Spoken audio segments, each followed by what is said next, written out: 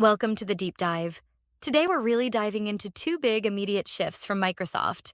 We're talking about the major push towards a passwordless future and also that fast approaching end-of-life deadline for Windows 10. So our mission here is pretty simple. Cut through the jargon, get you the key insights fast. Because whether you're running a household with connected devices or a small business, these changes aren't just technical details.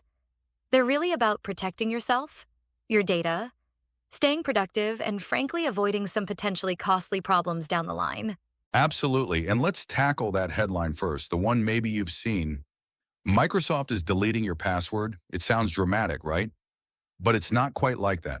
They're not literally hitting delete.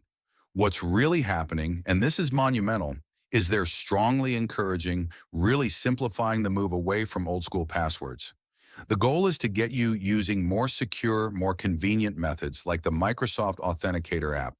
It's all about strengthening security by getting rid of that weakest link, the password itself. Okay.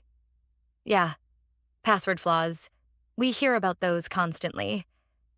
But this whole passwordless thing, it still feels a bit futuristic for a lot of folks, doesn't it? I mean, where do we even start wrapping our heads around this? Are we really heading towards using our faces as keys? That's a fair question, and it really hits why this is happening now. See, passwords, they're just fundamentally flawed. People pick weak ones, reuse them everywhere. Plus, they're super vulnerable to phishing, guessing attacks, even something called credential stuffing.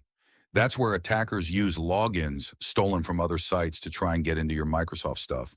Ah, right. So passwordless changes the game. Exactly, it shifts the whole attack surface, With a password, a hacker just needs that string of characters. Guess it, steal it. With passwordless, now they need your actual device and your fingerprint or face scan, or they need to trick you into okaying a login prompt. It's just a much, much higher bar for them. And think about the convenience. No more forgetting complex passwords. A quick scan, a tap on your phone.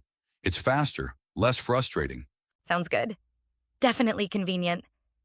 But what about, accessibility or privacy concerns with biometrics? And what if your phone's lost or the battery dies? Is there a plan B? Yeah, valid point. So Microsoft Authenticator basically turns your smartphone into this digital key. You try to log in, your phone gets a notification, you just tap approve, maybe use your fingerprint or face or a PIN on the phone itself. If your phone is unavailable, lost, dead battery, whatever, there are backup options, things like a temporary access pass, recovery codes, you won't be locked out. For families, this could simplify things a lot. Less password chaos for shared accounts. And for small businesses, honestly, it's crucial. Every employee login is a potential door for attackers. Passwordless massively cuts the risk of stolen credentials, a huge cause of breaches for smaller companies, plus fewer password reset calls to IT. So taking action, pretty straightforward. Download the Authenticator app, then go into your Microsoft account security settings and look for the option to go passwordless. Okay. So passwordless helps lock down the front door, so to speak, bolsters that weak link. But while we're securing logins, there's this other clock ticking, one that could affect your entire system safety, right? The Windows 10 end of life. Exactly right. October 14th, 2025. That's the date. And it's not just Microsoft stopping like feature updates. The critical thing is they stop releasing security updates, sticking with Windows 10 after that. It's not just risky. It's like leaving your front door wide open and unlocked permanently. Imagine a serious flaw gets discovered, a zero-day exploit, no patches coming, ever. That flaw becomes a permanent way in for criminals, your machine, a magnet for malware, ransomware, data theft. For businesses, this could mean operations grinding to a halt, lost data, maybe even fines if you're subject to data protection laws. And it's not just securities. There are other headaches too. Oh yeah, compatibility issues will creep up. Newer software, new hardware, they'll stop supporting Windows 10, so you'll see performance degrade. Things might just stop working. And troubleshooting. Without Microsoft support, it gets way harder, probably more expensive. So the practical advice for you listening, what's the move? The best move really is to upgrade to Windows 11. First step, check if your current PC can even run it. Microsoft has tools for that.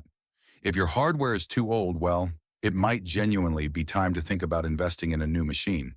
It's a security investment too. Now, there is a paid expanded security updates program, mostly for businesses needing more transition time. But it's costly and it's just kicking the can down the road. Okay, so these two things together, passwordless adoption, moving off Windows 10, they really underscore a bigger point, don't they?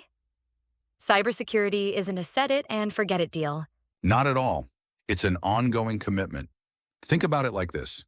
Going passwordless helps you embrace multi-factor authentication, MFA. That second layer of proof like a code or a fingerprint. You should use MFA everywhere you can. And upgrading from Windows 10, that hammers home how vital regular updates are for all your software, not just Windows. Right. And these lead to other good habits, definitely. Things like having solid data backups. Ever hear of the 3-2-1 strategy? It's 3 copies of your data on 2 different types of media, with 1 copy kept off-site, like in the cloud or another physical location, and just being constantly vigilant about phishing emails, suspicious links, that social engineering stuff. So for families, it's about protecting personal info, money, kids, safety online. For small businesses, it's really fundamental protecting the business itself, its reputation, its ability to even operate. Look, if all this sounds a bit much, especially if you're busy running a family or a business, don't feel you have to go it alone. Getting some tailored professional advice can give you clear steps, proactive solutions, and frankly, a lot of peace of mind about securing your digital world. Well, that's it for this podcast. Please check out our podcast owners, My Biz Concierge. They have experience and tools you can use in your business to help educate, protect, monitor, and report for yourself and any employees or family members you might want to help to become more cyber aware. It's what they're all about, promoting education and supporting technology and cyber awareness. For more helpful tips, follow us on social media, and more details can be found below.